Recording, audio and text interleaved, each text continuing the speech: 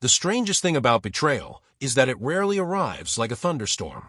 More often, it creeps in quietly, like a gentle breeze through a closed window. I returned home from my business trip one day early, wanting to surprise my wife. She wasn't expecting me. I set my suitcase by the door and walked quietly toward our bedroom. That's when it hit me, not a sound, not a sight, but a scent. Light, barely noticeable, yet unmistakably foreign. An expensive masculine fragrance, rich and warm, with notes of tobacco and bergamot. Not mine. I froze, as if any sudden movement might chase away this fleeting evidence. Must be my imagination, I whispered to myself. Perhaps just fatigue from a long flight. But the strange thing was, the scent lingered. In fact, it seemed to have soaked into the pillow, the blanket, the very air between our walls. In the kitchen, I found a note, "Gone on errands, back tonight." Everything seemed normal, except her handwriting looked hurried, as if she hadn't wanted to leave that note at all. That evening, she returned home, cheerful and in good spirits. She hugged me, kissed my cheek. Everything would have felt normal if I hadn't caught that same fragrance lingering in her hair. I decided to stay silent. Just watch. Just listen. The next day, while she was in the shower, I returned to our bedroom. The cologne was still there, but now it seemed to have migrated into the living room, onto the throw blanket we rarely used. A blanket that lay on the sofa as if someone had recently sat wrapped in it, leaving their warmth in its folds.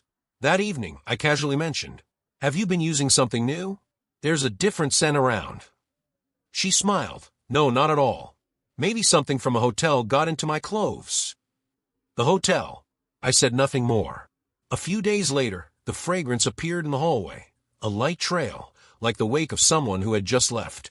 I began tracking her schedule, noting when she left and when she returned. I noticed she was leaving an hour earlier than she claimed and returning slightly later than expected. I started documenting everything, dates, times, locations, even photographs of her heel marks on the doormat. It felt like hunting, except I took no joy in the pursuit. That evening, I came home earlier than usual. The front door was slightly open. The living room was quiet, but the air was filled with that same cologne, strong, fresh, as if it had just been applied. Mixed with it was the light scent of her perfume. On the coffee table sat a wine glass with a few sips remaining. Just one glass. The second one was already gone. I sat on the sofa, closed my eyes, and breathed deeply. Now this scent meant more than just foreign to me. It had become evidence. Invisible, yet tangible, like an unseen thread stretching from her to someone else. I didn't create a scene. Didn't ask questions. Didn't raise my voice. All I needed were answers, and they came in small portions if I just listened, watched, and stayed silent. 3 days later, I left work early, but took a detour through town to return home as if I'd been delayed. I parked around the corner and walked to the house. Light glowed in our living room. Through the curtains, I saw her silhouette. She was laughing. The laugh was light, genuine, the kind she hadn't shared with me in a long time. And there was a second silhouette, masculine. He stood close, slightly leaning toward her, holding what looked like a gift box. His hand brushed her shoulder, and I watched as she didn't pull away. I stood in the shadows, counting my heartbeats. Each beat was another nail in the coffin of what we once called our marriage. 10 minutes later, he left. Tall, wearing a coat I'd seen before in her co-worker's social media post where they had accidentally ended up at the same table. And that same scent hit me as he passed by. Warm, with tobacco and bergamot notes. Not mine. Never mine.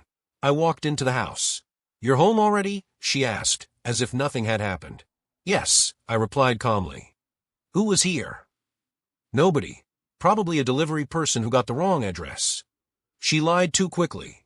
The next evening, I placed an envelope on the kitchen table containing photos from security cameras, printed messages I'd found on her laptop, and a bottle of that same cologne I'd purchased for comparison. "What is this?" she asked, her face growing pale. "Evidence. So you can't say I imagined everything later."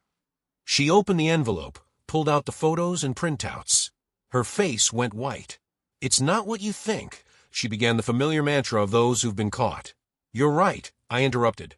"It's worse than I thought." Within a week, I had quietly transferred assets, changed ownership documents, and consulted with attorneys. The house, purchased with my money before our marriage, legally belonged to me alone. The divorce papers arrived a month later. Clean, no property disputes. I signed without reading.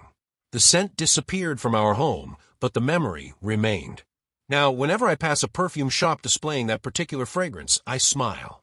Because now I know that betrayal has its own scent. And once you recognize it, you never forget. Sometimes the cruelest justice is simply allowing people to live with the consequences of their own choices. She lost everything, her home, her job prospects in our small town, and eventually even him. He moved on to someone younger, wealthier, and without complications. The last time I saw her, she was at a grocery store wearing a cheap coat, carrying discount groceries, with tired eyes.